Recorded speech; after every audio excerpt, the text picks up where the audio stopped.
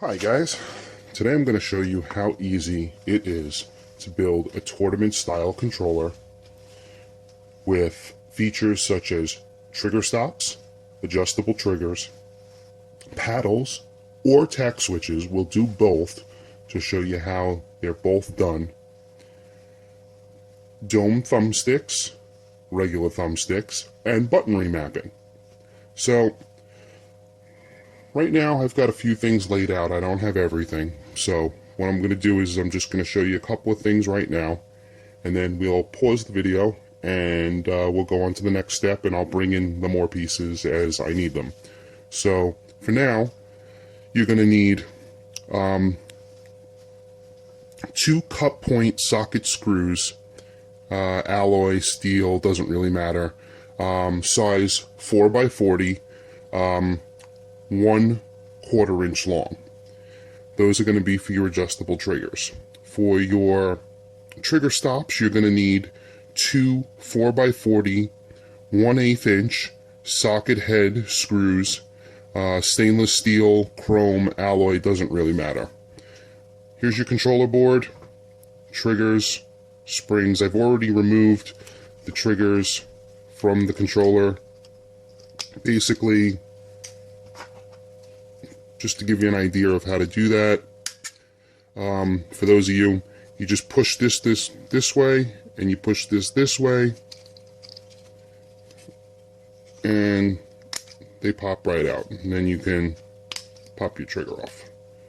So anyway, you're also going to need a 4x40 drill bit and a screw tapper.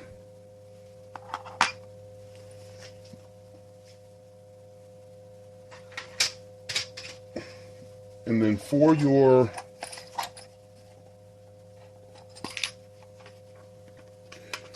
tack switches, you're going to need a 5x32 drill bit.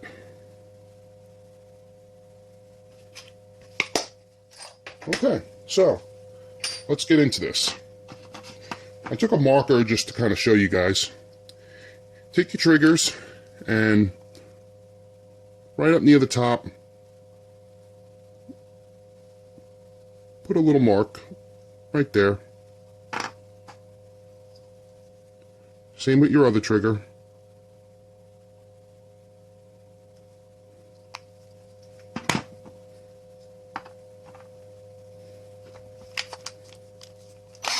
Take your 4x40 drill bit and drill your trigger.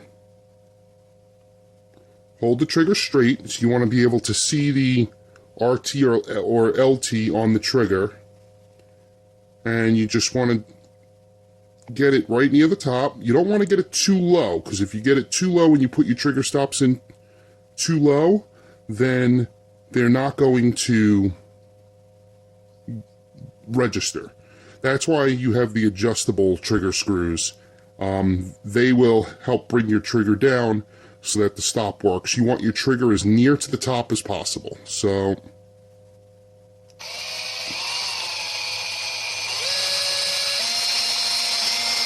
there's one.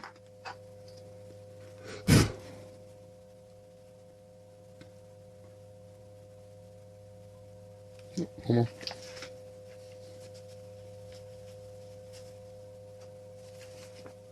Okay. My dot was a little off, so I'm going to drill to the side of the dot.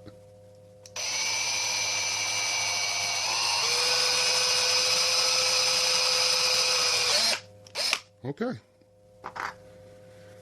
While you got this drill bit in, take your back cover.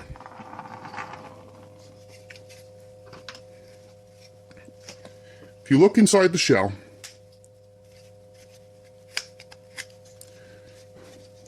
on the insides of the triggers, you will see 2 lines.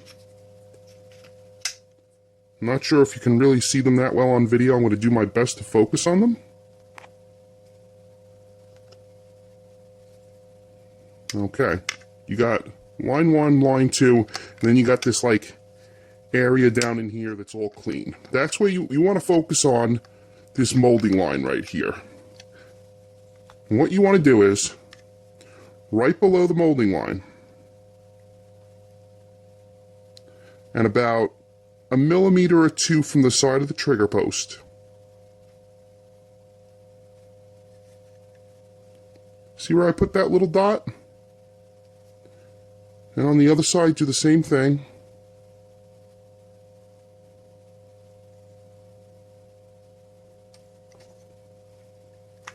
Okay. Okay. Take your drill. This is tricky to do on camera, so I'm going to try to do it for you guys. If you have, I would use a little drill, something that isn't too big and bulky, because even with this size drill, I'm having trouble kind of getting in there. You want to kind of keep it straight. And you don't want, you don't want your drill to drill and rip this open to the side. So what you want to do is you want to make sure, put your drill bit on the hole that you made, and make sure that it's below that molding line, and that it's kind of just started a little bit, just kind of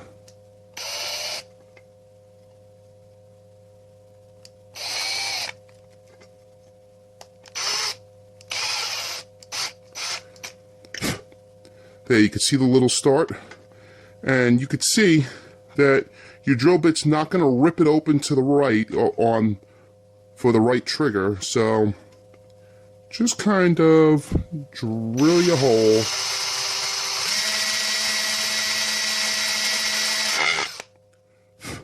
There you go. You should have about 1 millimeter or 2 of plastic left. You didn't want to rip it open. So now do the other thing on the other side. Make sure you don't drill through your hand while doing this. Don't put anything back behind it like your finger or anything, because it will drill through. So I'm going to get this one started.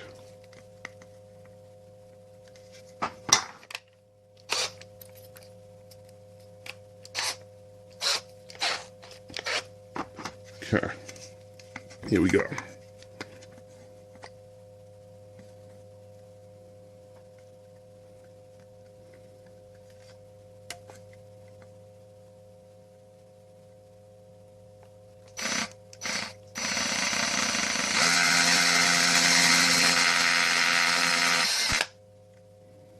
There it is. Okay, now you've got your holes drilled in your triggers and in the top of your shell. So we no longer need this 4x40 drill bit. Now, you could do this by hand. I'm going to do it using my drill just because it's quicker. Put the tapper in. The tapper will help you easily get your screws in. So you get the tapper in your drill and just put the tapper in the hole that you made. Drill in just a little bit. Drill out. Drill in. Drill out. Now, on the top of your shell, don't do this from the inside. Drill straight in and then out. And then in and out. You want to make sure you go all the way through the hole. Okay. Now, take your 2 little 4x40 cut point socket set screws. I don't know if you have an Allen wrench or an Allen key. Put them on. Make sure you get all the plastic off. There you go. And put them in. Screw them in.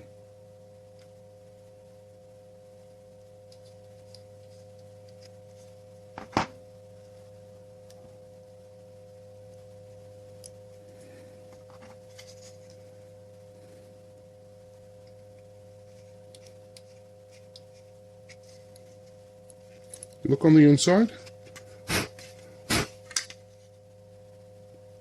You can see there's one, there's the other.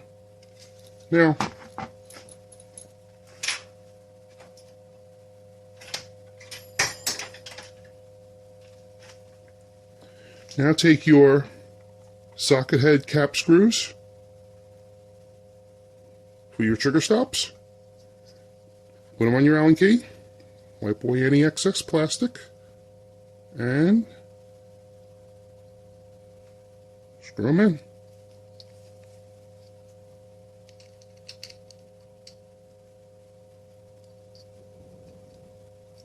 Don't tighten them too much, just get them down to where they just feel like they're getting tight.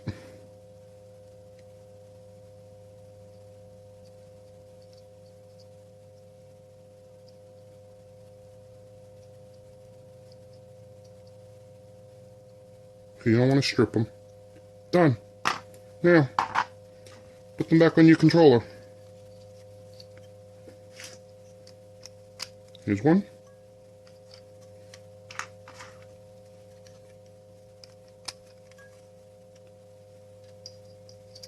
Put your spring back in. Line it up with the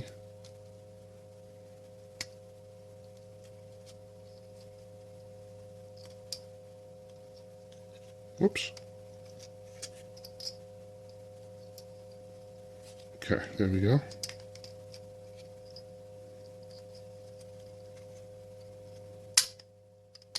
Back on.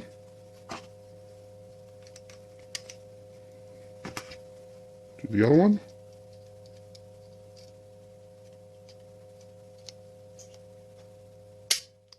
Okay. And you can use a screwdriver or whatever. Lift up this arm and kind of keep some tension on it, like pushing up, and just pull the trigger to the side, it'll snap in.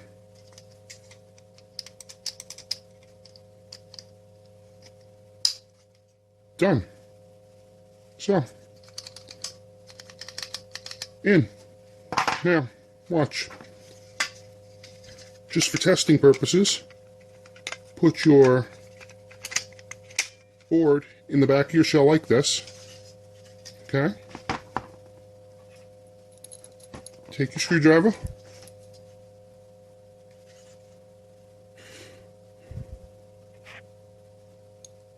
Okay.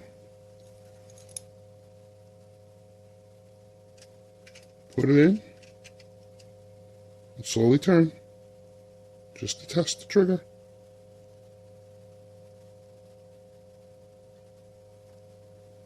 See it go down? All the way down. All the way back up. Now do this one.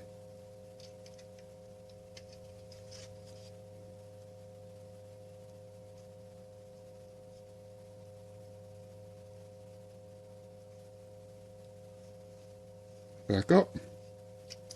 Okay. What's happening is there's two parts to the trigger. There's this part to the trigger and this part to the trigger. And what happens is the screw, when it's really tightly in the controller, it pushes down on this part of the trigger here that is the U-mount onto the trigger arm holder. So it pushes down on here,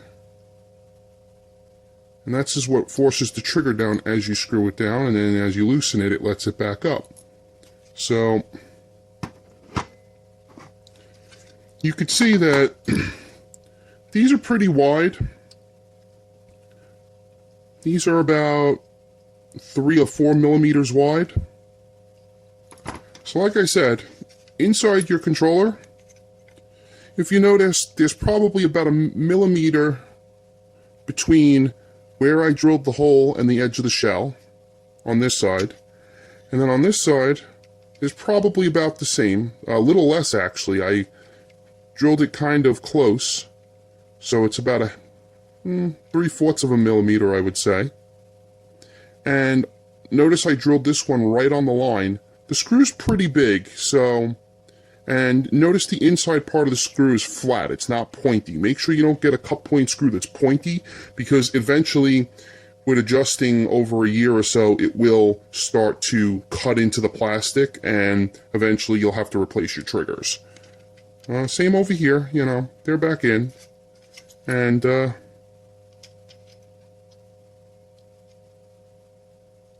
easy enough. So there should be enough room, whether you get it a millimeter from the end or even 2 millimeters from the end. Even if you're over just a little bit more than you should be, it should still catch the U and be able to push it down, because like I said, that U is long. So that's how you do your trigger stops and your adjustable triggers. Okay, let me put these away.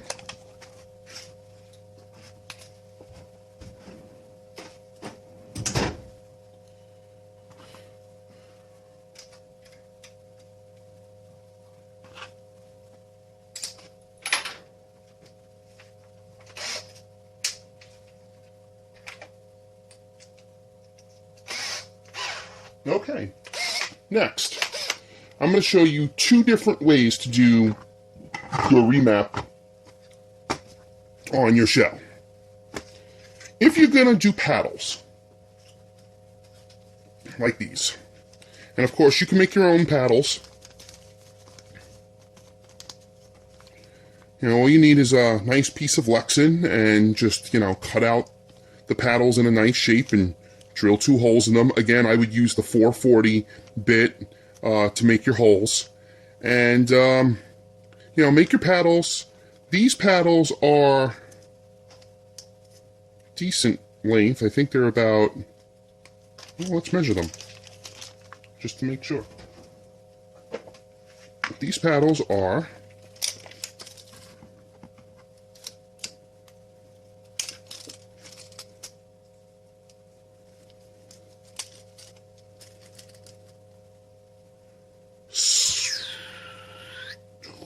2 inches.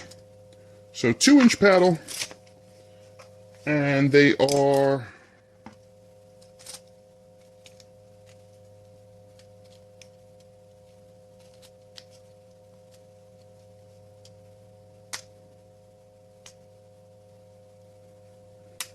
exactly 1/4 inch wide. I'm going from the 1-inch mark on here. Actually, they're bigger than that. They're 2 lines past the 1/4 inch mark on my ruler, so that would be 1, 2, 3, 4, 5.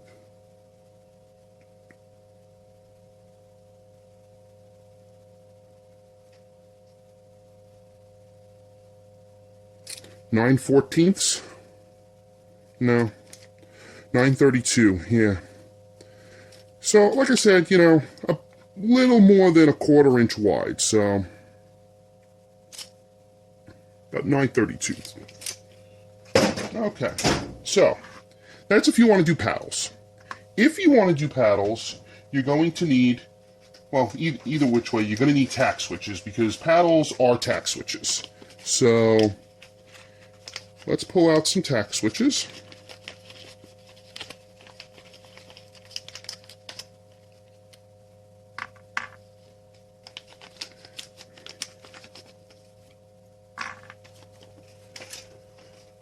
I would recommend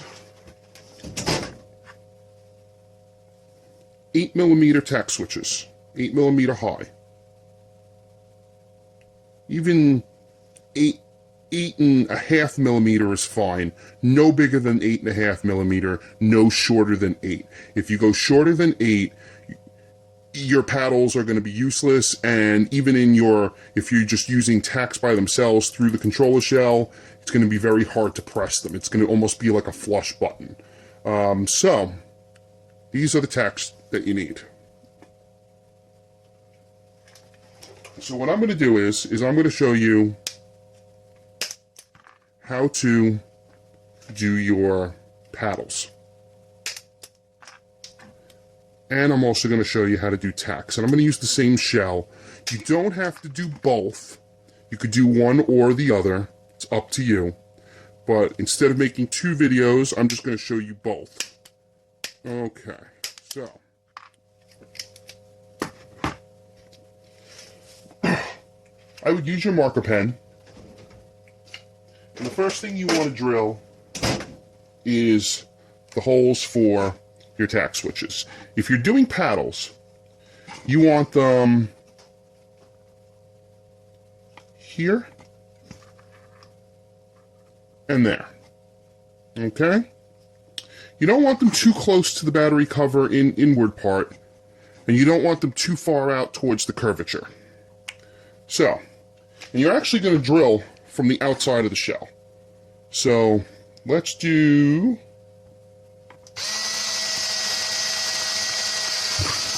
that one.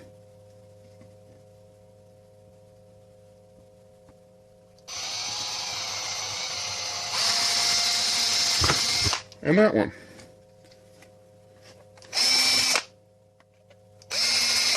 I just went back from the inside just to get rid of any excess plastic. And again, watch your hands, don't drill through your hands.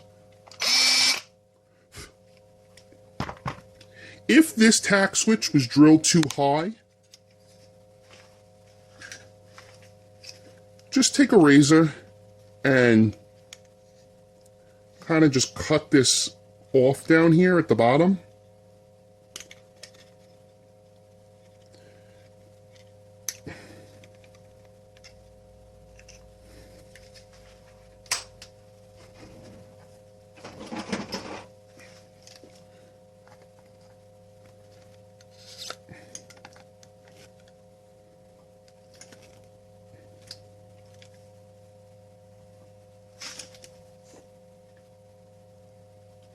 Looks like we lost our light. Okay, no big deal. Well, again, trying to get rid of this down here.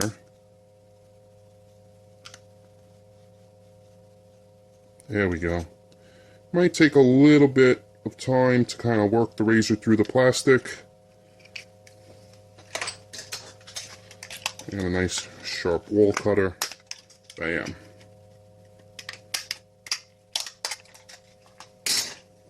And that's all you need to do, is just kind of get that out. Now, my hole was fine with it. I mean, as you could see, you know, even without me cutting, the tack switch would have fit in there fine.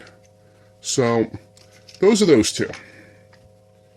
Next, if you want to do tack switches on the outside of the shell, over here, and you don't want to do paddles, you just want tack switches, then the best thing to do is to draw a line from where the opening of the battery cover here to the curvature line. So,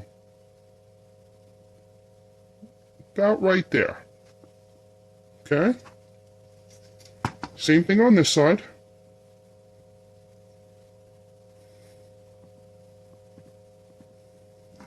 There you go.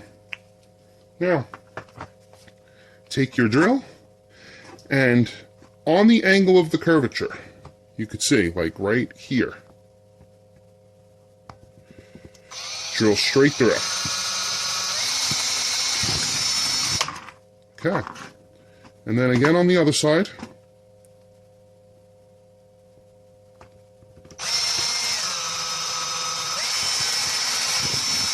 Okay. Okay. And just kind of take your drill and just clean out any excess plastic. As you can see, you know, I got some drill plastic. Okay. That's that. Now, next I want to cover how to do a non-slip grip. You can go out and buy any plastic coating spray, any. So what I'm going to do is I'm going to take my shell, my controller board, and put it to the side. We've drilled all our holes. I'm going to take out the trigger stops on the top. Well, I'm sorry, not the trigger stops, the adjustment screws. Took them out, okay? So we've got our holes. So like I said, you're not going to have 4 holes. You're only going to have 2, depending on which one you're going to do, whether you're doing paddles or you're doing inside the curvature of the shell. So there are your holes. Once all your holes are drilled, you're going to want to then coat your shell. So what I'm going to do now is I'm going to coat my shell, but before we do it, there is still 2 holes left that you need to make. And I'm kind of sorry about this, but you need to bring out your 440 drill bit again and your tap. And you need your drill. Okay. So what you're going to do here is you're going to take your paddle and I like to use a pair of tweezers, and I'm going to put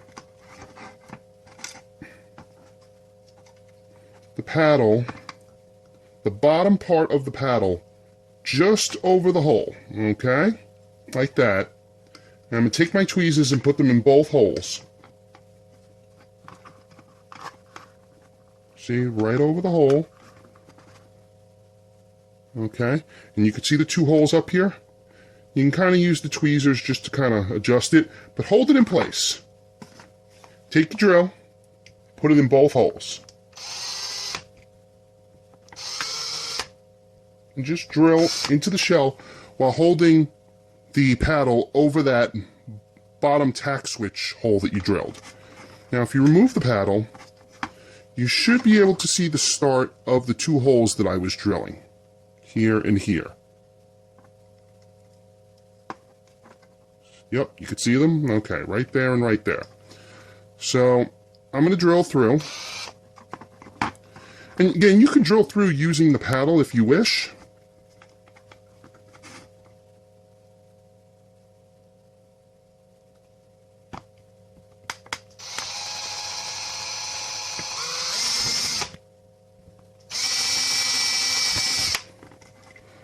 There you go. And do the same with the other hole. I'm going to do this on the reverse here because I want to give you guys a decent angle.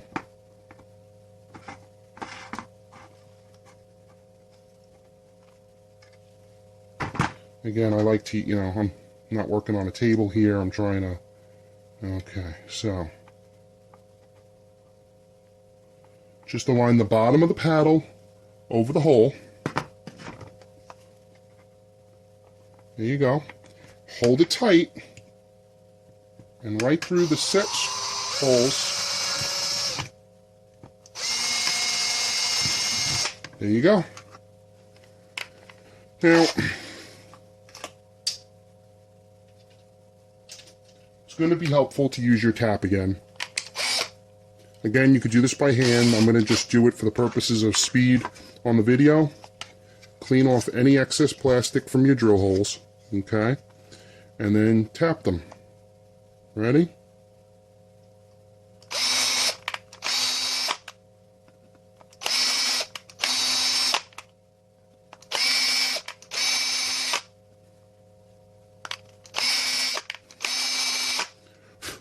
Okay, now you've got all your holes drilled, okay? All your holes are ready to go. So, what we're going to do is now we're going to coat the shell for its non-slip grip on the back. This is not a necessary step. You can go to your local Home Depot, Lowe's, or go online and just find any kind of spray plastic coating. And what you're going to want to do is you're going to want to put your battery cover on the back, okay? Make sure you clean all the gunk off your shell. Clean it all off. Get any excess plastic from your screws or, drill dust, and get it all off, okay? Now, I would do this outside, or I would do it in a spray box, someplace where you guys feel comfortable.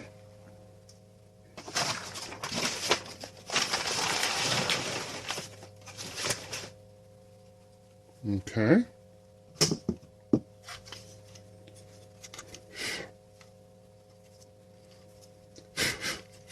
Make sure your drill is good to go.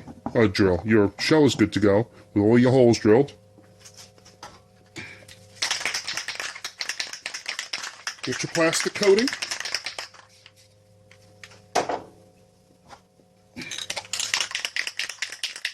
Okay. And spread.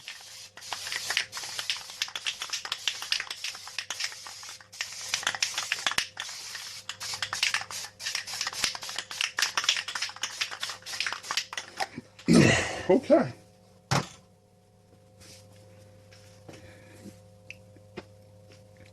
Let it dry. Should take about, I don't know, 20 to 30 minutes to dry. So I'm going to close this and I'm going to let that dry, and we'll continue in a little bit. Back, and as you can see, my shell is all dry. I didn't actually use adhesive spray because I didn't want to waste it, because I'm actually going to throw this shell away when I'm finished. This is just for the demo purposes. But the shell is all dry. It's ready to go. So next, what we're going to do is we're going to put in our tack switches and our paddles, and we're going to get everything wired up. So this is where it gets pretty simple, guys. Basically, what I like to do is, with my tack switches, I like to bend the legs down.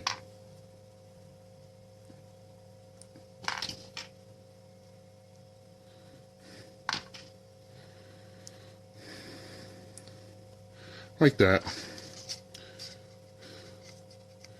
Alright. Put your tack in your controller. As you can see, on the other side. Okay, now, you're going to need some hot glue.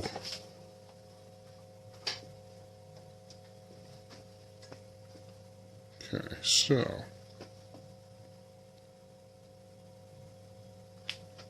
Okay. Just put some hot glue on the side.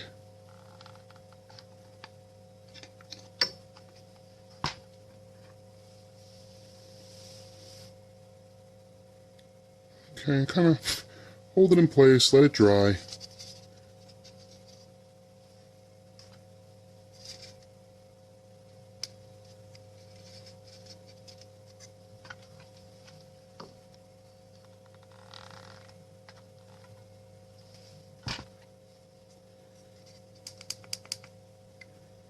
Okay.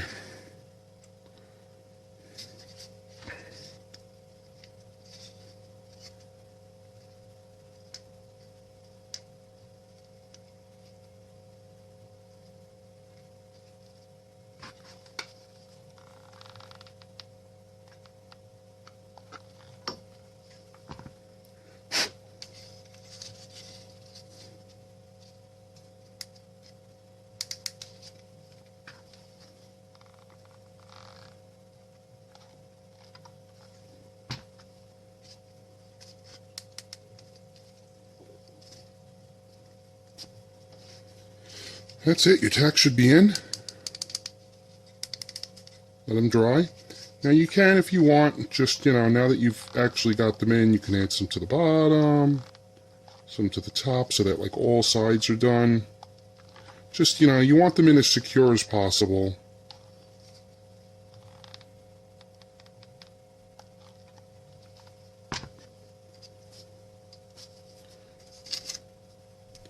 I'm going to get these little strings from the hot glue, not a big deal, just peel them off. And just test your tacks with your fingers, just to make sure that they work. Sometimes when you're putting the tack switch in and they kind of move around a little bit, and you're squirting hot glue in there, it can get underneath and it can prevent your tack switch from pressing. Or with the holes that you made, if you mount them like right against the side, it can create like an anchor and prevent your tack switches from pressing. So, just make sure that they work. Now, those are the two for where the paddles are going. If you're not doing paddles and you're just doing tacks on the sides in the curvatures, again, hold them in place.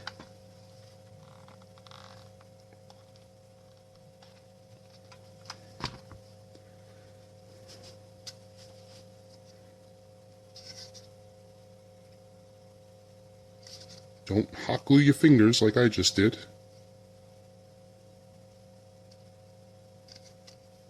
As the glue dries, the strings will easily be able to be dried, balled up, and tossed. Whoops.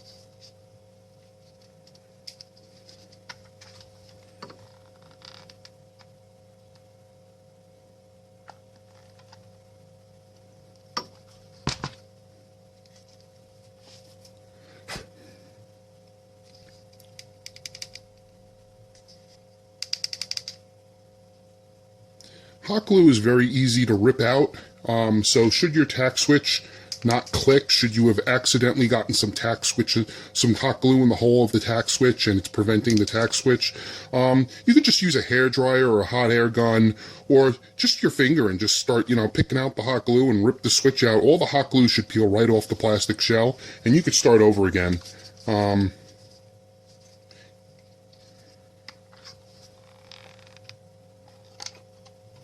Okay.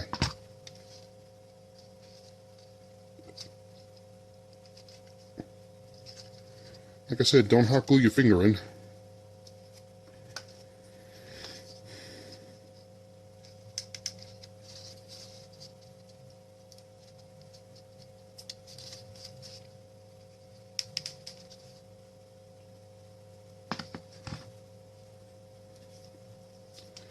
You really don't need that much hot glue. I'm just kind of going a little overboard here, just, for the sake of demonstration purposes. But I mean, you could see that even without holding the back of the tack switch, just pushing on them, they don't move on the other side. This one might move a little, the glue is still wet. Yeah, glue's still wet, give it a second to dry. And this doesn't take long. I mean, as you can see, a mere minute. Yep, there we go. Done.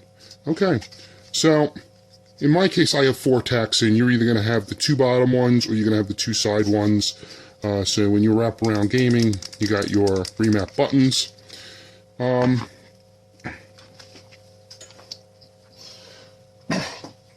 Next, I'm going to put in the paddles.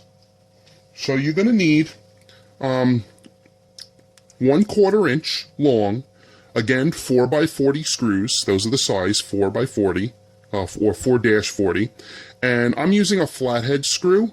You can use a security screw. You can use any type of screw you want in terms of the way that it screws in. So whether you're using a hex head or a Phillips head, whatever you want. Okay, so next I'm going to put my screw about halfway into my paddle.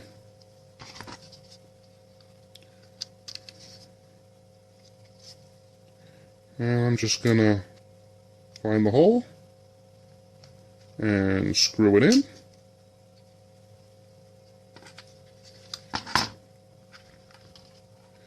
And you really should have 2 holes, because if you only have one, the paddle can shift. So you should do 2 holes. And just screw them down till they tighten. There you go. So, now you got a paddle. Okay. And next, let's do our other paddle.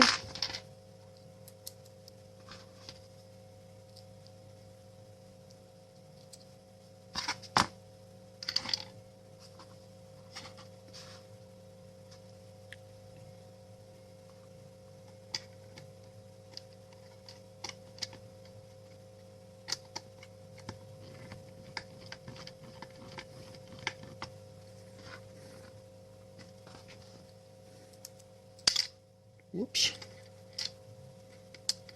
It's nice if you have a magnetic screwdriver. Kind of holds the screw better.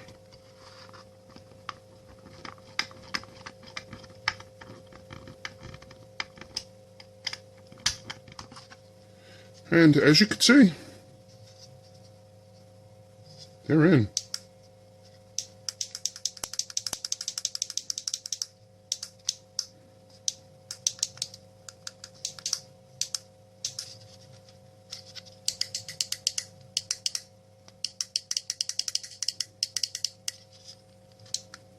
Your paddles are in. Done. Okay. Now, let's prep the shell. Now, this is where soldering comes in. So you're going to need solder and a soldering iron. And since my soldering iron doesn't reach that far, I'm going to have to kind of adjust. So let's see if we can do that.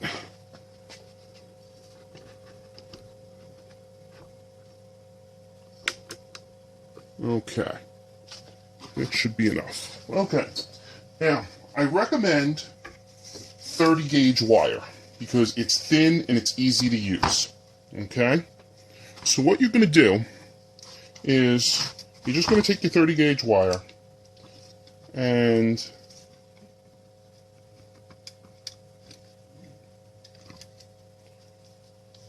cut one piece of wire that's enough to go from one tack switch to the other.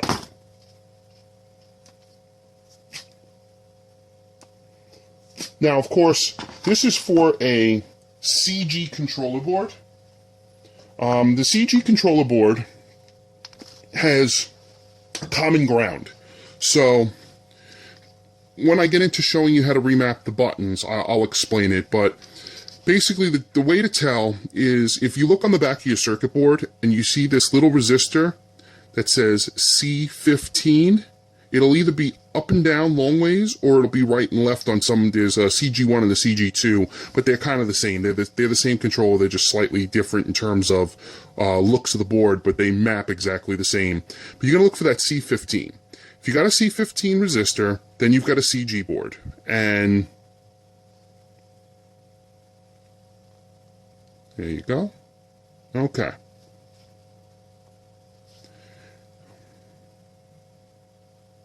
So, what I like to do on the CG board is these two posts here, there's 4 of them, 1, 2, 3, 4. These 2 are live and these 2 are grounds. So I like to use the ground over here. And we'll get to that in a minute. And I'll show you how to remap the buttons. But the reason we're connecting the tack switches in the shell is we're just connecting the grounds. So,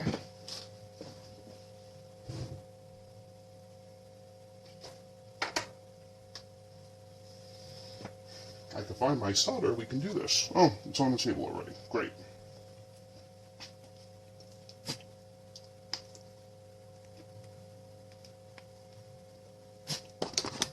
Strip your wire. You only need, you can see how much I have stripped. Pretty easy.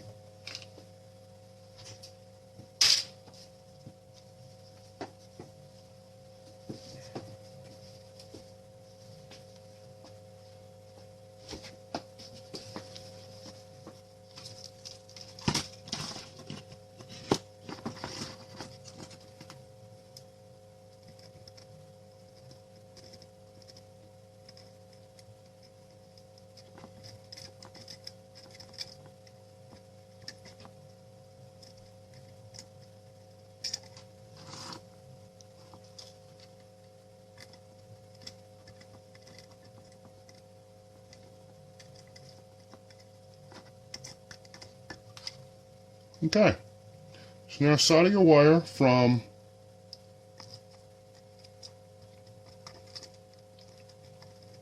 on the tack switches. You'll notice I have there were 4 legs. Okay, I folded them over on each other. I have them up and down on the shell. The two next to each other are positive, or positive and negative, or one of them's a ground, one of them is the line to your button.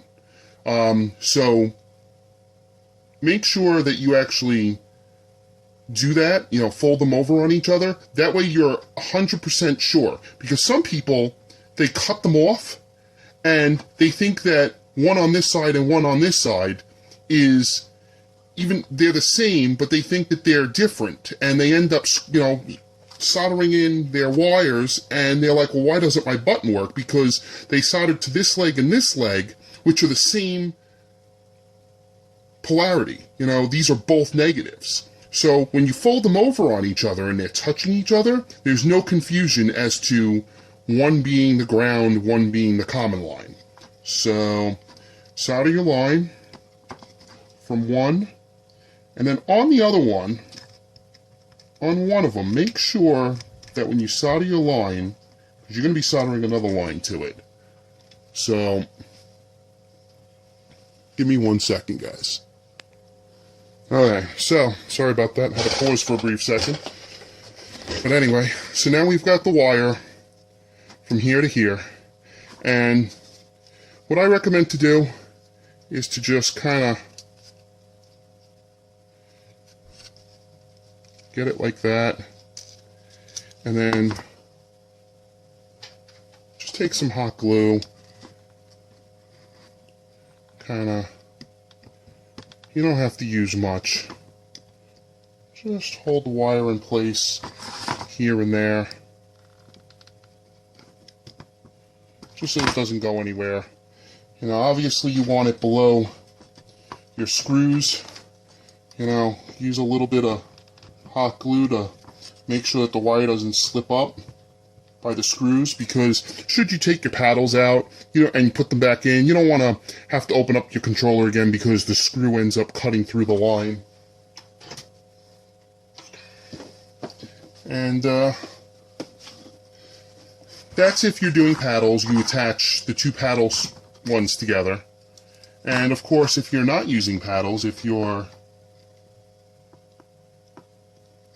doing just tack switches on, wherever you put them. I mean, I put them on the curvature. I think that the curvature of the shell is a great place to put them.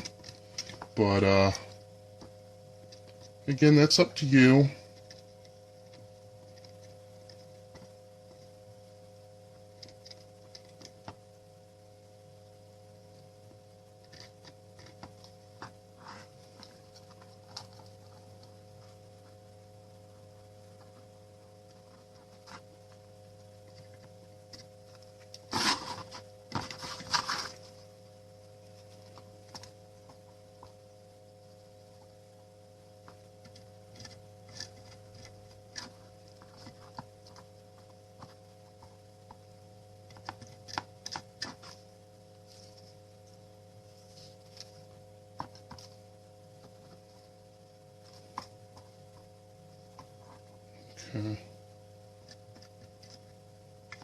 Okay.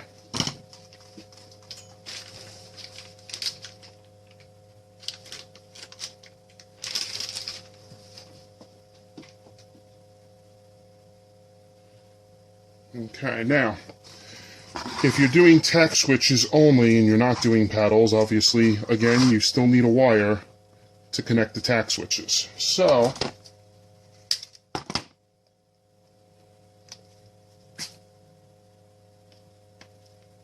again, remember, you don't need both. I'm just doing this for the sake of completeness for whatever which way you decide to put in your duplicated buttons.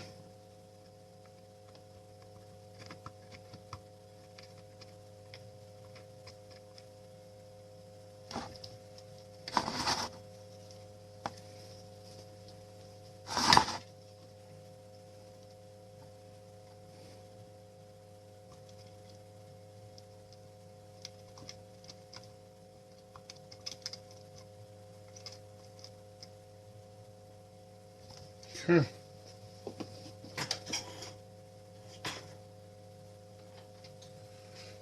And again, just get you wired down, you know, flush with the shell.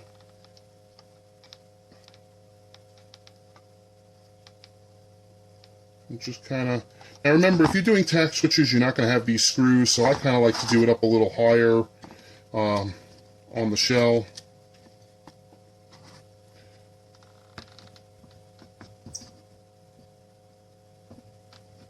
Okay, done.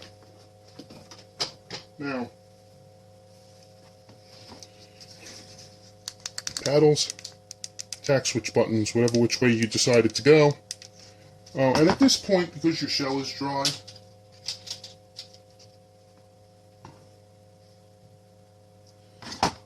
feel free to put your adjustment screws back in up top.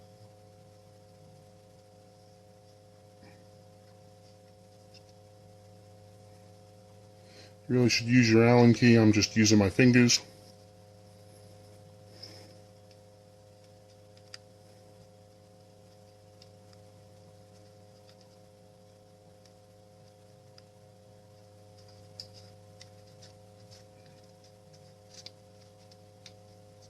Okay, so your shell is all done. Now if you look, when you put the controller board inside the shell, you could see that the side, even the tack switches on the sides, don't interfere with anything. I mean, you could see that. And even the ones down here, you know, when you roll those legs over on each other, you only have about 1 millimeter or 2 of clearance from the circuit board. But, I mean, it sits in there perfectly, and you don't have to worry about, you know, any of these buttons interfering with the circuit board. Now, they're in there. They're not going nowhere. Okay. So, what's next? Next is actually remapping. I recommend going to Xbox Scene, xbox-scene.com, and checking out the forums. You can find a poster by the name of RDC, as in Ralph David Charlie, and he has tons of posts about how to remap buttons for the different styles of controller. So if you know, obviously you can use this tutorial for a wired controller as well. We lost our light again. But if you use it for a wired controller, the circuit boards will be slightly different. So right now I'm only doing this demonstration on a CG wireless board. Okay? So, what we need to do is we need to clear the pads. 2 things to clear the pads: fiberglass brush and a razor. I like an old razor because I like an old razor. This is your A, this is your B, this is your X, this is your Y. You can only remap 2 buttons. I will do a tutorial on how to map all 4 buttons to 2 tacks on a switch if you want at a later date. I don't want to confuse anybody, but for now, just to map 2 buttons, you need to pick the 2 that you want. So the most common are A and B. You need to scrape the right pads, because if you scrape the wrong pads, one side of the pad is your live side or your activation side. The other side is all ground, okay? And they're different depending on which pad. So for the B button, you want to scrape the top of the pad.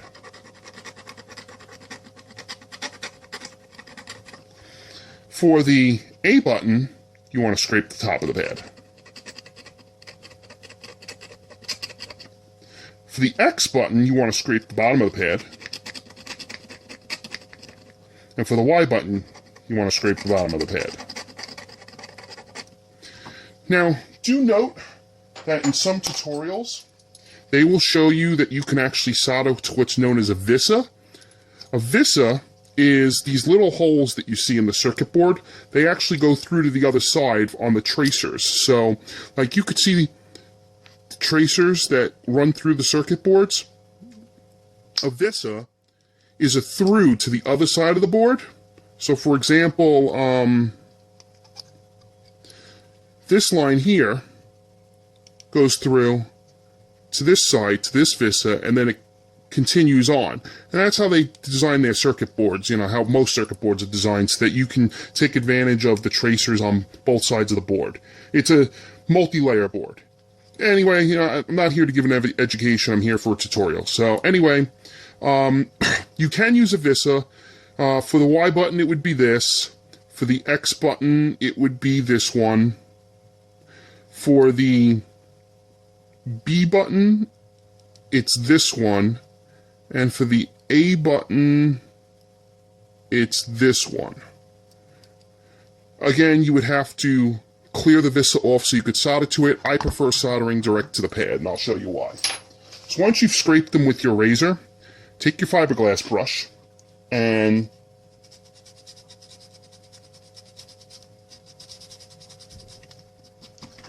brush till you see copper.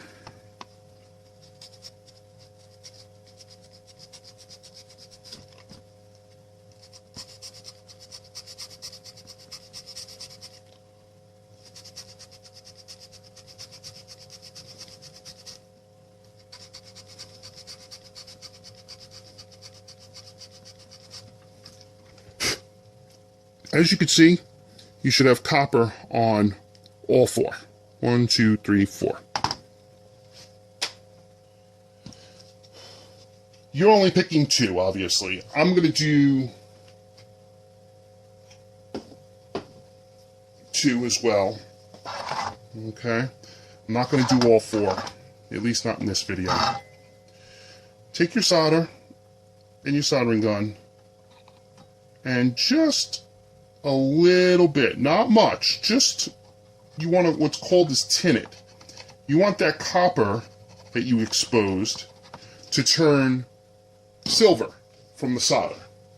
You don't want a bubble or a big glob of it on there. You want it almost flush. You want to be able to put your finger on there and feel that it's almost flat, like there's almost no solder there. There's a reason for that, because the way that button pads work, button pads are just round conductive pieces. They have a conductor on them. And you can see that the buttons, they're separated in half by this like yellowish, orangish line, okay? When you actually push a button, it pushes on the conductor pad. And that conductor creates a circuit between both sides of the board. So if you've got a big glob of solder and you push down, even though it's small, it's still going to be kind of lopsided, and this side might touch, and this side might not.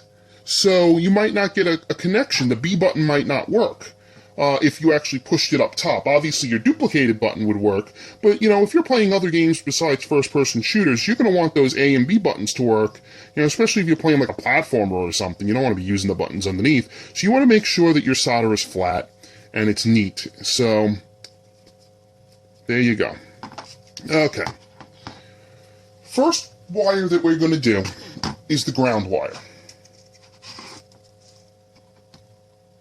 The ground wire goes from either this point or this point to the tack switch.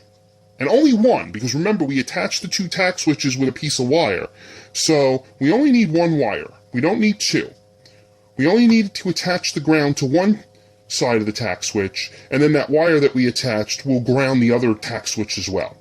And you only want the wire to hang off about 2 to 3 inches. You don't want like a ton, because when you close the shell, you don't want your wire getting caught on the battery thing. You don't want it getting caught on any of the screw holes, so that when you screw your shell back together, you don't want the wires getting cut by the screws, like, you know, over here, up here. So for your ground wire, about 2 to 3 inches, just enough to work with, like this. Okay?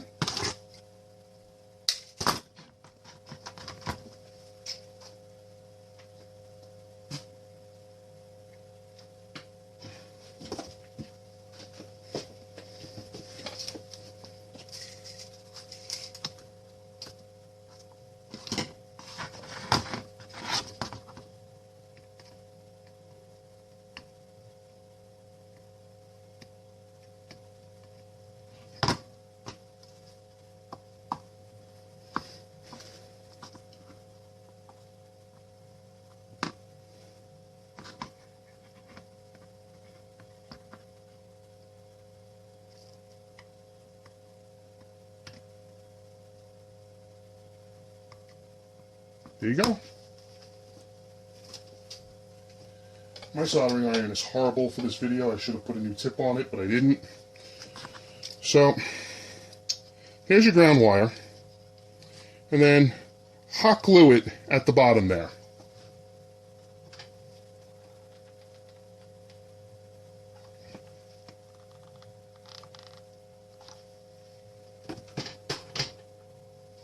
Okay. That'll hold the wire in place so you don't rip it off the post from there. Okay, next. Take one wire, hold it across the A button point, wrap it around the back of the controller, and come over to the long side, okay? And give yourself about 3 inches. That's how you pretty much measure your wire. Fold the wire in half, because you're going to need 2 of them. And cut. And cut so that you have 2 wires of equal length.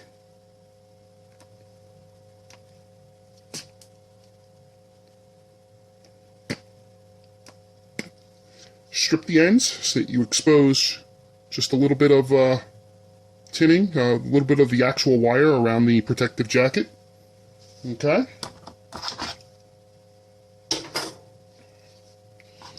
Okay. And, like I said, we've already tinned these pads up here when we scraped them and we put solder on them. So, you take your soldering iron,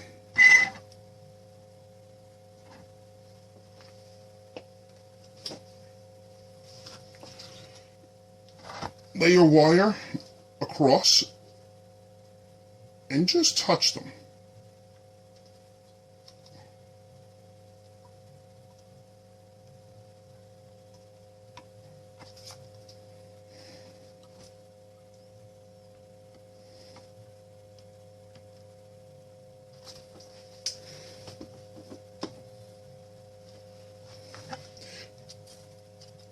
Now this one's a little rough. I run my finger across it, I feel a little bit of a bump. But this one on the bottom, I run it across, and it's definitely smooth and flat, okay? So, with the bump that I made, I'm going to fix that.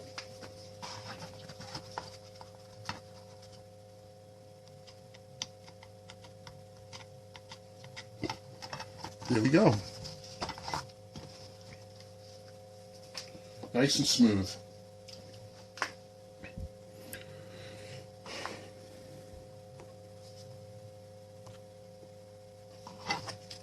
Give you guys a good look.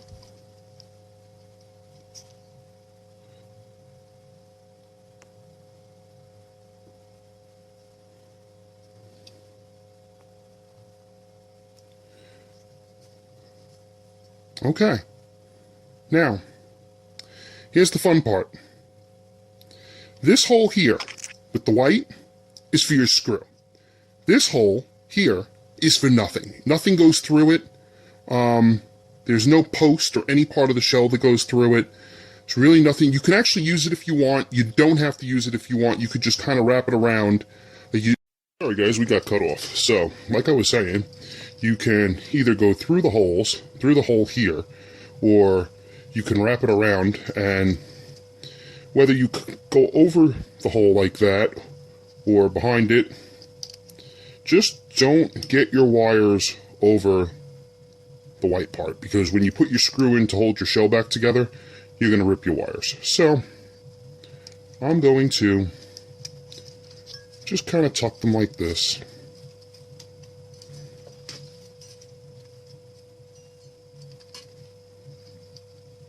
Okay.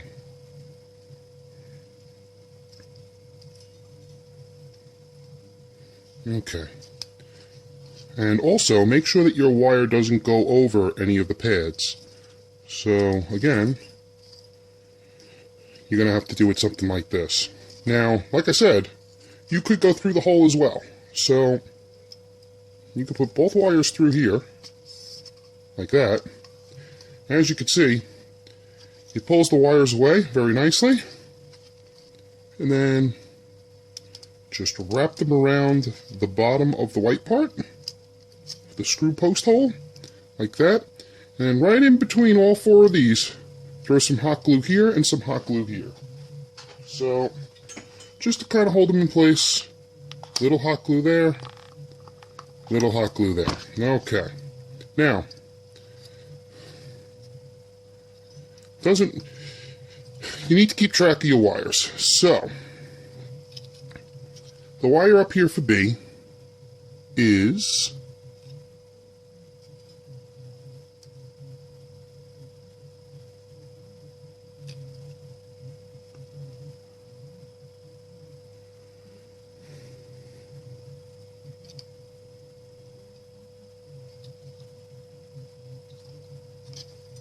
okay, so this is the A wire, this is the B wire. Now the other thing you could have done, and I should have pointed this out before I even started wrapping them around, is you could actually color each end of the wire. Just do like a little mark there and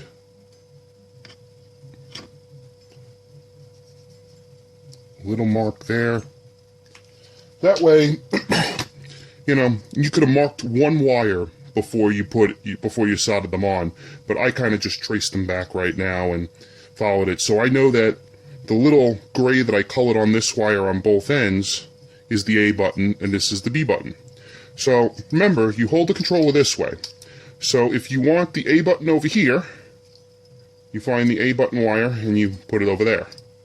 If you want the A button on this side of the controller, then you put it over here.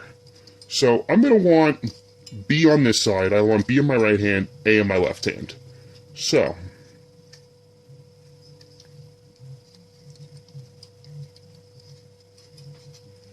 just going to untangle my wire. There we go. Okay. There we go. Okay, great. Now, the wire I'm wrapping around to the other side, make sure that it doesn't cross this hole because another screw goes through here. You got to know where all your screw holes are, because if you don't and you just let your wires flop around, when you're putting your controller back together, you don't want to accidentally sever a wire with your screw. So, there we go. And then I kind of just like to put a little bit over there. Okay. And then what you could do is you could either cut your wire at this point and restrip it so that it's the same length, or if you want to just leave the wire the way it is, just kind of measure it like this so that it's the same size as the other wire, which it is. And at that point, use a little hot glue to hold it in place. And you're going to have this kind of like little loop here. There's a lot of circuit board that's blank. So just kind of like take it like that and just take a little bit of hot glue. I mean, you don't even need to press the handle. You could just kind of use whatever is like left on the tip of the hot glue gun and just rub it on the wire. It'll be enough to hold it in place. So that's that. So now we know that this is our ground wire. These are our activation wires.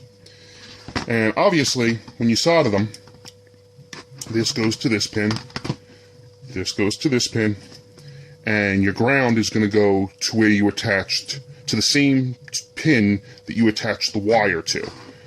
So it's going to ground both of them. So, in this case, what I'm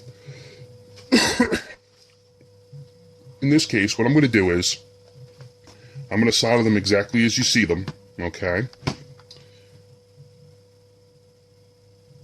We'll do it that way, just for the demonstration purposes. And that's the way you're going to do it too. And when you put it back together, I'll show you how to put it back together correctly so that you don't screw up your wires. But basically, you're all set. You know, this is all kind of like lined up, good to go. Okay, so what's next? Next is top of the controller. Make sure your buttons, your D-pad, everything's in correctly.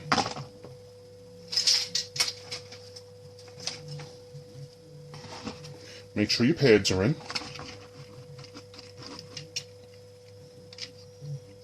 Okay. Pads are in. Okay. Perfect. Okay. Now, next is your thumbsticks.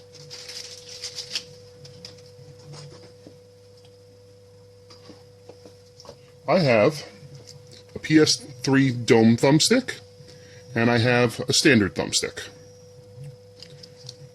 Now, depending on where you get your PS3 thumbstick from, just to kind of give you an idea, a lot of people like using it on the right thumbstick. So kind of just put it on, and you'll notice that the dome, if you're using an actual PS3 thumbstick, can kind of catch, and that's really not good. So what I like to do, now if you actually, they do actually make dome thumbsticks for 360, where you could just pop them on and they're good to go. But if you happen to be using a PS3 one, just kind of take a scissor, and it doesn't have to be perfect. Just, I mean, look how little I'm cutting off, and it doesn't have to be round. You know, I mean, you can just kind of cut all the way around. Again, that's up to you, until you get back to the other side. Now, it kind of looks, you know, obviously we didn't cut it properly, but let me show you something. I mean, we didn't make a perfectly round cut, but that doesn't matter, because we cut just enough off. Like I said, just cut a little piece off so that it no longer sticks, no matter what direction. And just to show you, even if you look with full turn, you can't see that you cut the bell because you just trimmed it. So even in the controller, you'll have, nobody will ever realize that you trimmed it. It'll look totally professional, and because the stick, and you can kind of see the difference. Actually, let me take it out and I'll show you the difference.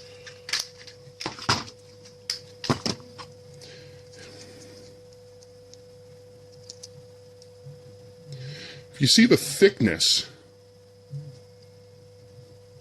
okay, of the Xbox thumbstick versus the PlayStation thumbstick, the PlayStation thumbstick is actually narrower, so you'll get more turn radius. You'll actually, that's why the dome thumbstick is actually more accurate for your right hand, because the shaft that comes up to the domed part is actually narrower than the Xbox one. Now, I'm not going to get into slow turn and stuff like that. You can actually download the app on your Xbox and check to make sure that you don't have any slow turn. And you can easily check on YouTube for other tutorials on how to fix slow turn. It's pretty much just taking off tiny little piece of plastic on the inside. But like I said, this isn't a tutorial for that. Most controllers today that you pull out of the box already have the newer shells on them, so they're already fixed. They're not the older shells that have the slow turn issue. So anybody that advertises no slow turn is just using newer controller shells. They're really not modifying things very much, or at all for that matter. So anyway, put your thumbstick on for your PS3 thumbstick on. Put your 360 thumbstick on. Or you can use two domed ones. Some people prefer that. Some people prefer the ones with the little knobby thingies on it. I'm using the new style flat thumbstick from a Modern Warfare 3 controller. So that's pretty much that. And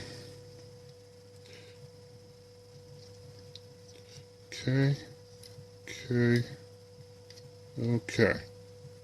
Now,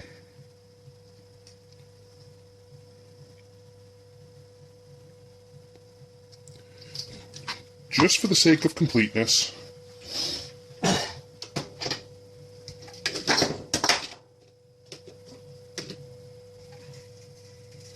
and again, this is just a demonstration video.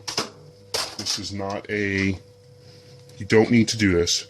But remember I said we had your X and Y buttons? Well, just for the heck of it,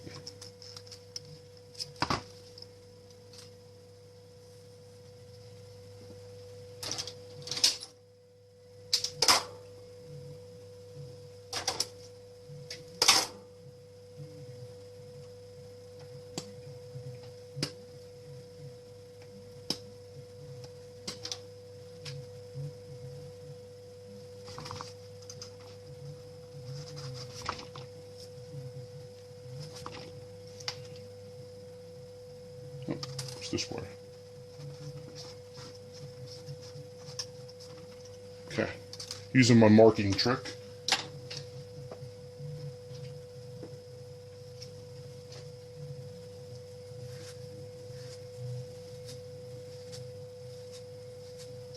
Okay.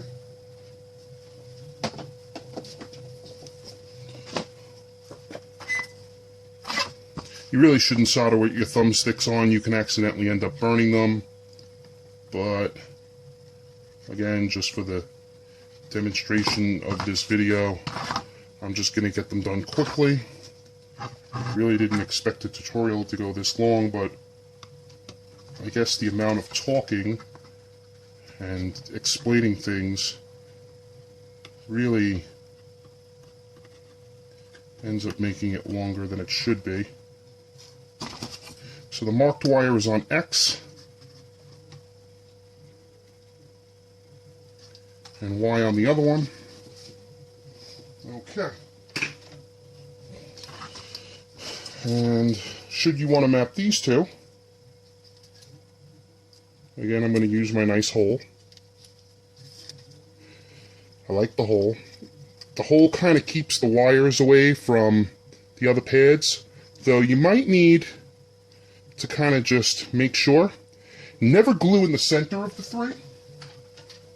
Once you've got your pads, your wires lined up away from your pads, you can kind of take some hot glue on the outside. Use your finger, kind of smear it a little bit. Bam. Those wires ain't going nowhere. So, like I said, without even pushing the trigger, you can kind of just rub the wire slightly if you want, but I wouldn't even recommend that. Just to keep it away from your pads. But what I'm going to do here is I'm going to run them all the way across.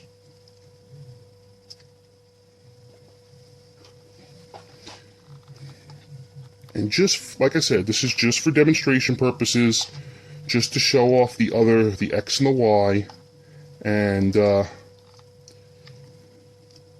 whoops, okay.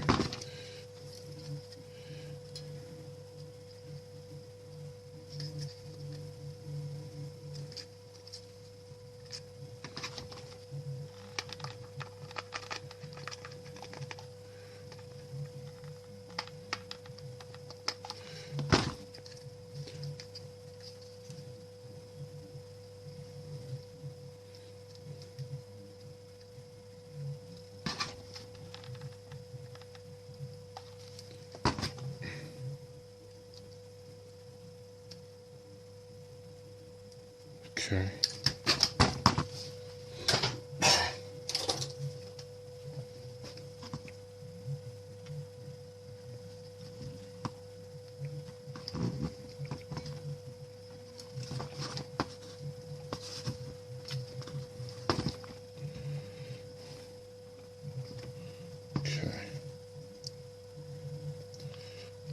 I'm just going to run an extra ground wire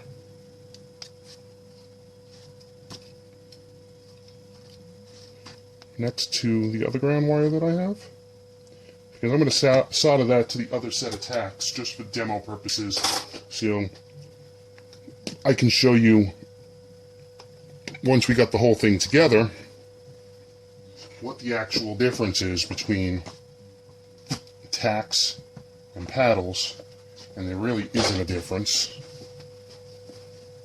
So just give me 1 second here.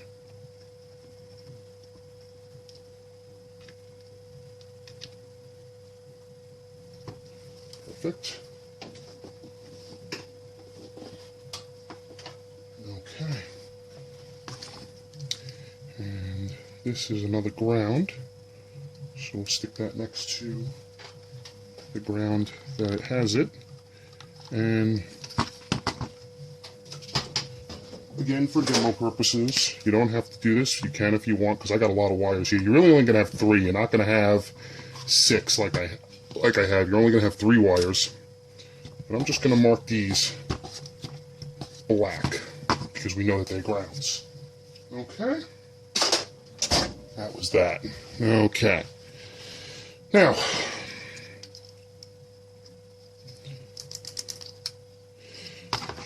should you want to replace any of your A, B, X, and Y buttons, start select your bumpers, your D-pad, your bottom trim. Now is your time to take this off, pull out the buttons that you don't want, and replace them with a set of buttons. Example, I have bullet buttons. Should you want to put bullet buttons in your A, B, X, and Y, you can do that. If you bought colored buttons, you can do that. Again, this is just a demo video, so no point in, but just to show you how easy it is to replace them, If you need to replace your D-pad, you can take the two screws out. I already took one out. You can take the other one out and just kind of use your screwdriver and unclip it. Your D-pad will come out. You put your new one in, screw it back in, you're done. Replacing your bumpers is very simple. Just take off the full bumper plate, remove your old set of bumpers, put your new set of bumpers, and slide it back on the posts. When putting your D-pad in, make sure that this little loop goes around this hole down here, and make sure it's flush all the way around. Okay, so that's that. And of course, if replacing your bottom trim, pop that out, put that on. Okay, next, pop your circuit board back in the controller. Okay. Now just hold it in place, and before you even do anything else, check the bumpers. That works. Check your sync button. That works. Check your other bumper. That works. So everything works there. Check your buttons. Check your D-pad. Check your thumbsticks. Everything feels pretty good. Pretty simple. Okay. Now, here comes the hard but easy part. I will show you how to do this very easily. Use the spool from your solder. Okay? And, and by the way, add your rumble motors back if you want them in. I know some of you pro gamers don't like the rumble motors in. You prefer a lighter controller. But put those rumble motors back in. I like, once they're in, kind of just turning them and having the wire get nicely tightened and tucked away. Now, if you try to just put your controller down, I'm lucky that this center post through the controller is kind of holding the board in place, but it can be loose on some of them. So by putting your controller straight down on the two thumbsticks from this side, you end up pushing your board back up and your buttons could go all over the place. So use the spool and use the bottom plate like this and levitate or kind of hold up the thumbsticks from touching whatever table you're working on. And also, it gives you an easier method of working with your wires. So, this is going to be the difficult part.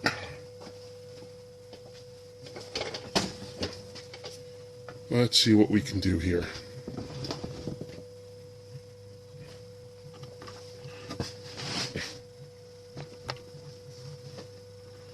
Okay, we lost our light again, but that's okay. Okay. Now, I want to get this at a nice angle so that you guys can see what I'm doing. And maybe I should do a close-up here.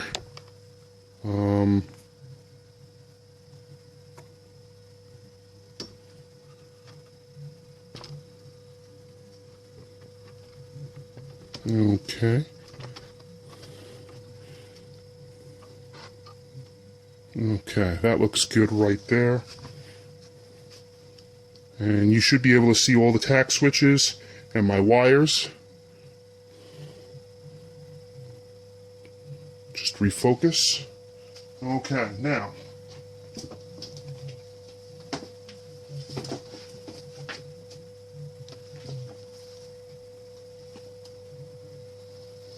Tweezers come in handy here, so if you have them, use them. This is the outer wire. I'm going to solder this all the way over to this tack switch. Okay. And then this was my A wire. Going to solder this to this tack switch. That's the paddle one. Check your wires, make sure that they're on nice.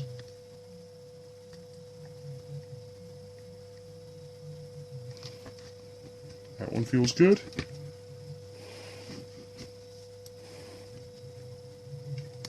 That one feels good. Okay.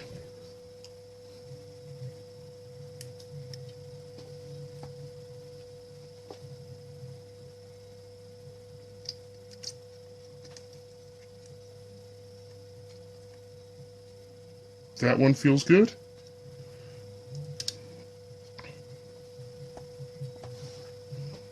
And last but not least,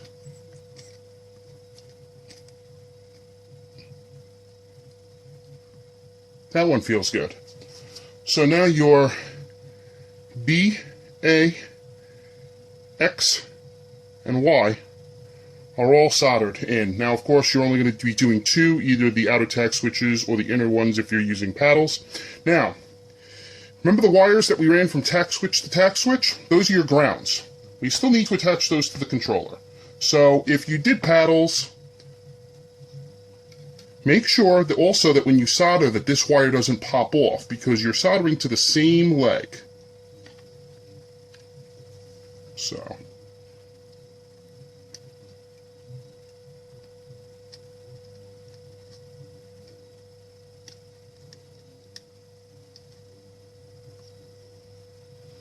okay.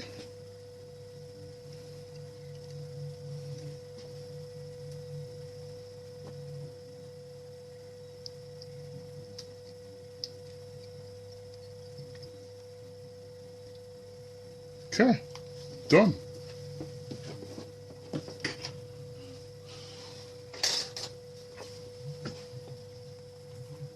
Okay, now, here comes the fun part, putting it all together. So to try to do this on camera for you guys, and get it right all at the same time, this is what you need to do. Hold your board and your back together like this. Obviously you don't want this to hang, you don't want to rip any of your wires, but if you went with too much wire, you're going to have a lot of slack. But as you can see, things should pretty much line themselves up. So kind of just do it like this. And I don't know if you guys can see the wires inside the controller.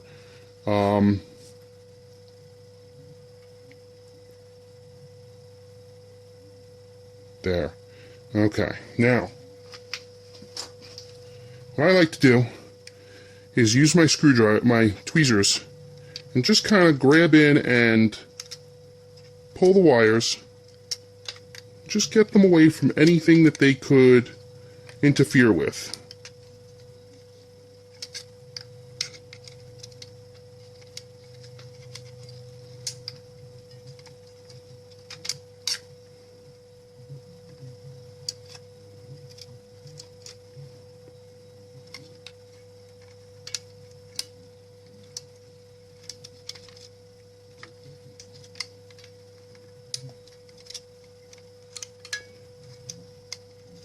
This is a lot easier with 3 wires than with 6, but as you can see, I've got them all in this area here, and I've got these 2 in this whole empty area in here. There's no way that these wires are going to clip onto anything or get touched by any screws when I close it up. Okay, line up your screw springs, kind of push down on this trigger. Push down on this trigger. You can kind of see the shell will slide over the triggers. And make sure that your springs for your screws stay within the shell. And bam. That's that.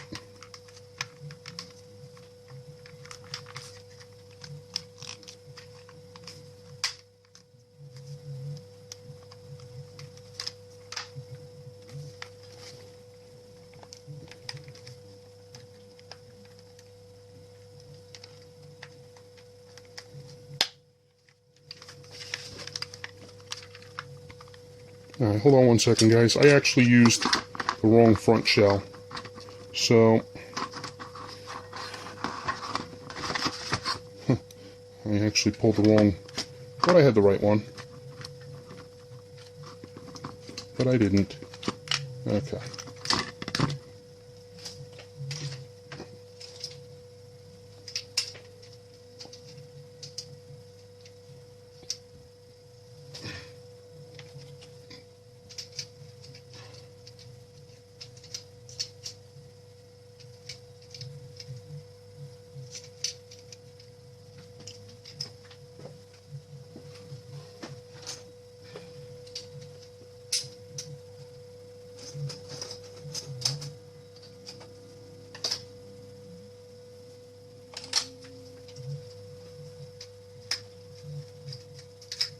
Okay, and again, this is a crappy old shell, but it's the proper shell. The other one was a third-party shell with a first-party back, and it wasn't going to line up right. But see, I mean, as you can see, I ripped one of my wires already, so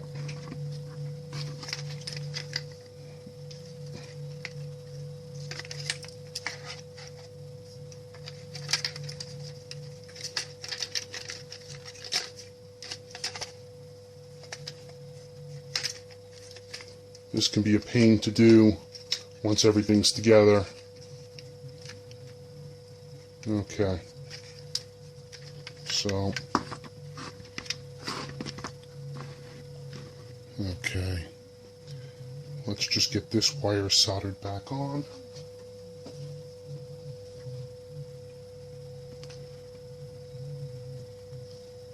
Okay.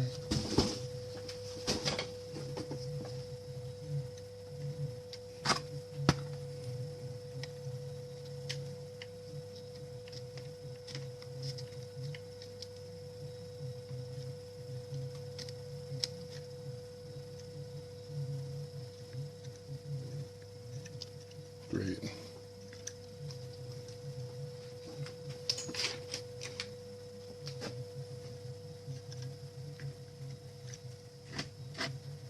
Okay, let's try this again.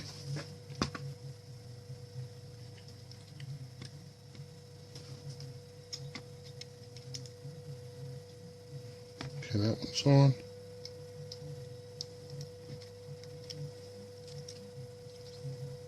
And that one's on. Great.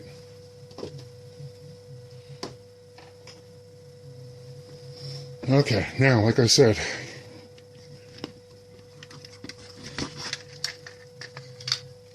kind of just turn the shell.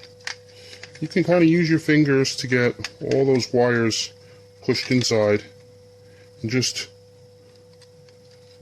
take your little tweezers and kind of just grab the wires and kind of pull them, just so that they don't grab onto anything. Okay. Pull that one. Pull that one. Okay. There's no wires around by this center white clip in here, which is good because we don't want to close the shell and clip any wires in there. We have no wires up against this trigger over here. We have no wires over by this trigger over here. And we have no wires down by the battery springs. So all the wires are on this little area over here and this little area over here, and that's pretty much where you want them. So when you close your shell up, there you go, click, click, your whole controller's together. Now,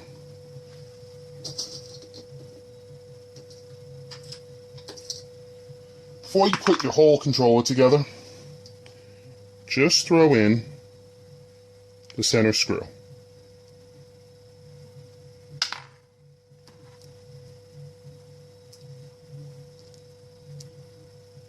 There we go, center screw. Put that in. Okay. And just double check everything. Because if any of your buttons, if your bumpers they don't feel right, if your sync button doesn't feel like it's working, If any of your ABXY buttons don't feel like they're working, or your start select, check joysticks. Sometimes they could fall off the post on the inside, and they could be lopsided. Everything feels good. That one screw in the center is really all you need in order to test your controller. So, next step, before we actually put the whole thing together, is to test it. Battery.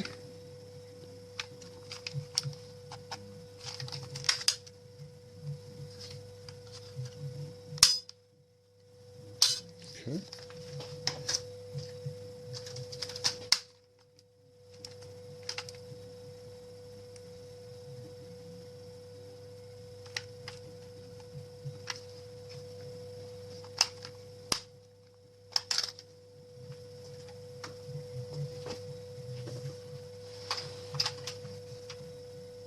Okay, sorry, I had dead batteries. So, as you can see, our controller turns on. That's good. I'm going to pause it for a second. We're back. So, like I said, next you need to check your controller. So to do that, you actually need to turn your controller on, and we only have that one screw in that's holding it in. So, I like to use the PC. You are going to need a 360 to PC adapter. One of these things. You can use your Xbox if you want. I just kind of find that more difficult because you need to make sure every button works and everything. And this will actually show you truly if everything's working right. So, sync it up. Press the button on your adapter. Hold the sync button on your controller. Oh, hold on. I knocked the battery out. Hold the sync button on your controller and sync it up. Perfect. Now, on here, you're going to go to Properties, and it'll give you all the properties of your controller. So, if you press the A button, the number 1 lights up. You press the B button, the number 2 lights up. You press the X button, the number 3 lights up. You press the Y button, the number 4 lights up. You press the Select button, number 7 lights up. Oh, I'm sorry, bumper first. 5 is left bumper. 6 is right bumper. 7 is select. 8 is start. 9 is left thumbstick click. 10 is right thumbstick click. So we can see everything works. D-pad is indicated by this over here. So, with the D-pad,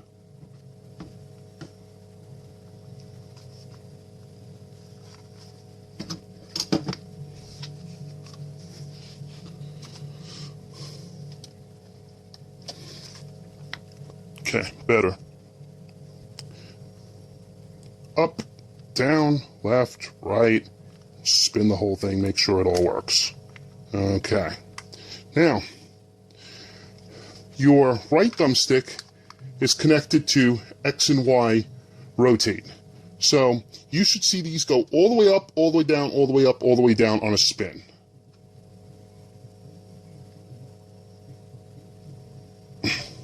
And when you let it go,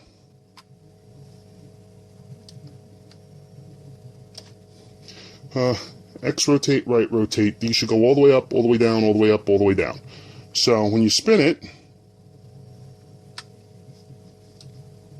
it'd be nice if I gave you a full picture, wouldn't it?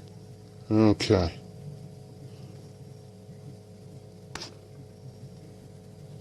Okay. So, all the way up, all the way up, all the way down, all the way down, and they should both return to midpoint when you let go of the stick. Perfect. Now, of course, your Xbox has the no slow turn application. This will also give you your degrees, what your stick might be off. It'll basically show you the calibration of your stick.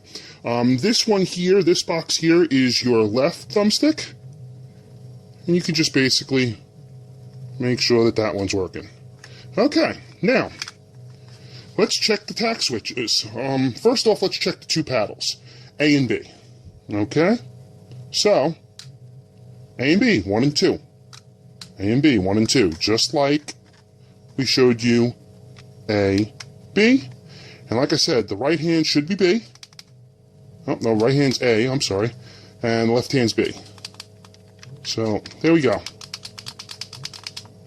And you can see that I'm not pressing the front buttons, just pressing the paddles, and the paddles work fine. And then X and Y were the tack switches. So should you decide to use tack switches instead of paddles, you've got your two tack switches. You push them, you should see 3 and 4 light up. There's 3, there's 4. 3, 4.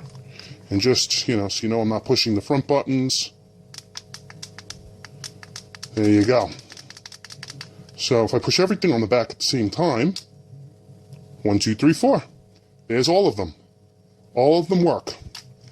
Now, your triggers are your Z-axis.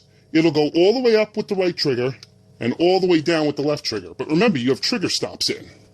So, with the trigger stop, you can see that it stops it from going all the way down. And it stops it from going all the way up. And then, like I said, with the trigger adjustment, if, obviously you need Call of Duty to do this, to get your hair triggers tuned perfectly, but if you watch the trigger go down, and watch the Z-axis.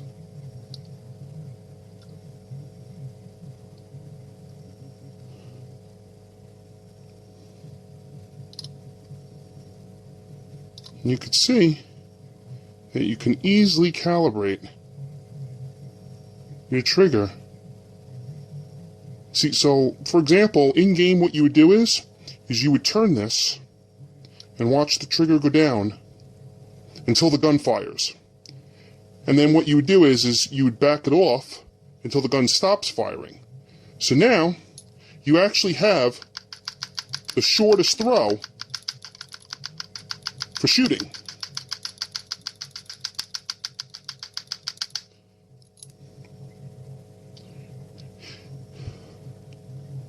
So like I said, that's pretty much how it works. Now, of course, once you're convinced that your controller works exactly the way that it should, put in the rest of the screws that are missing and close your controller up nice and tight. Because if you don't, you just leave that one screw in, your shell could pop loose. I mean, look at it. There's already a gap over here. And, so just put your controller back together and you're good to go. It's that simple. And that's how you make a pro controller or a tournament controller with all these extra functions. Now, I know this is probably a 2-hour tutorial. I'm going to do a video and show you exactly how fast you can do this. I'll have everything laid out. There won't be any manipulation of the camera or anything like that. I'm just going to do it as fast as I can. So let me finish this one up. I want to thank you guys for watching. In the description for the YouTube video will be everything that you need in order to build one of these. I will also put links to some of the cheapest places I know to buy this stuff. I will also put links for where to get tools and stuff like that. Should you not have the Torx screwdriver to open the controller or things like that. The mini 440 hex key. So basically everything that you need.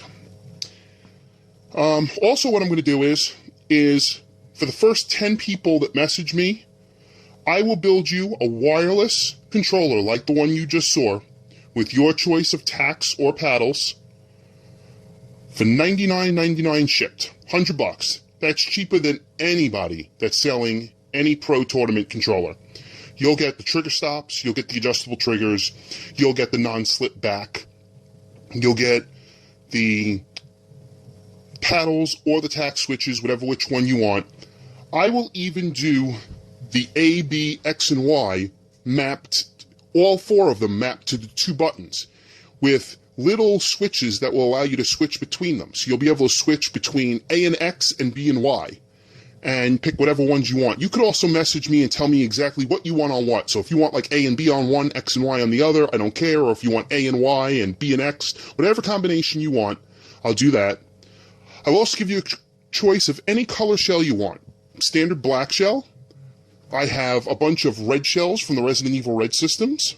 I have the olive shells from the Halo 3 systems. I actually have a bunch of Halo 3 controllers around still and a bunch of Resident Evil Red controllers around. So you will get your choice of any of those colors. I also have white shells, white special edition shells. I also have blue shells. I don't know if you guys remember the candy blue shells, but you can Google blue Microsoft 360 controller and it'll show you what it looks like. I have those as well. Your choice of any of those colors. Also, any color buttons you want, A, B, X, and Y, feel free to tell me what color buttons you want. Feel free to tell me what color triggers you want, whether you want white, whether you want black, red, blue, you know, whatever color. If I have the color, you can have it. I should pretty much have every color. Bottom trims, any color you want. And free shipping, of course, within the United States. If you're in Canada or outside the U.S., there will be a shipping charge. Canada's pretty cheap. We can do first class, priority, or express. If you live anywhere else outside the U.S., it's express only, and it's $50 to ship. It's not cheap to ship internationally. But still, I mean, that's $149.99 shipped. That's still cheaper than any other tournament controller maker in the United States with free shipping. So for $150 shipped internationally, that's a steal. So if you guys have any questions, feel free to message me or to leave a comment.